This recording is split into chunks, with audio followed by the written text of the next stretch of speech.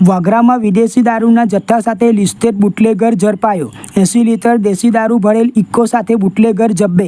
વાગરા પોલીસે વિદેશી અને દેશી દારૂના જથ્થા સાથે 2 બુટલેગરોને દબોચી કાયદેસરની કાર્યવાહી હાથ ધરી હતી।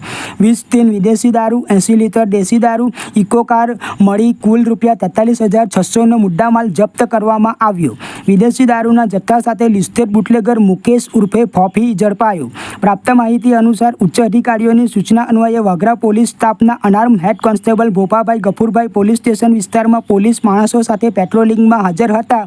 તે સમય દરમિયાન બાતમીના આધારે ખંડારીથી ઓરા તરફ જતી SSNL કેનાલવાળા રોડની બાજુમાં આવેલ ઝાડીઓમાંથી પોલીસે વિદેશી દારૂનો જથ્થો ઝડપી પાડ્યો હતો। તપાસ કરતાં ₹100ની કિંમતની 20 ટીન મળી આવી હતી।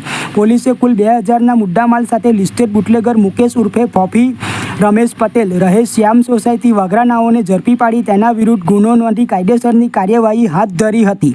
આગળની વધુ તપાસ assistant sub inspector Ranjitsinh Polabhai નાઓ ચલાવી રહ્યા છે। દેશી દારૂ ભરેલ ઇકો કાર સાથે ચાલકની અટકાયત કરવામાં આવી। વાગરા પોલીસ મથકના ભોપાભાઈ ગફુરભાઈ નાઓને ખાનગી રાહે બાતમી મળી હતી કે એક ફૂલ એસેસરીઝ કરેલ ઇકો કાર દારૂનો જથ્થો ભરી ઓરા ગામથી વાગરા તરફ આવી રહી છે, જેથી ભોપાભાઈએ પોલીસ ટીમ સાથે વાગરાની GEB ચોકડી ખાતે વોચ ગોઠવી હતી। બાતમી મુજબની GJ16 DP 0485 નંબરની ઇકો કાર આવતા પોલીસે કારને અટકાવી કારની તલાશી લેતા તેમાંથી 80 લીટર જેટલો દેશી દારૂ મળી આવ્યો હતો। પોલીસે દારૂનો જથ્થો સહિત ઇકો કાર કબજે કરી હતી તેમજ ચાલક સુરેશ દેવી પૂજકની અટક કરી કાયદેસરની કાર્યવાહી હાથ ધરી હતી।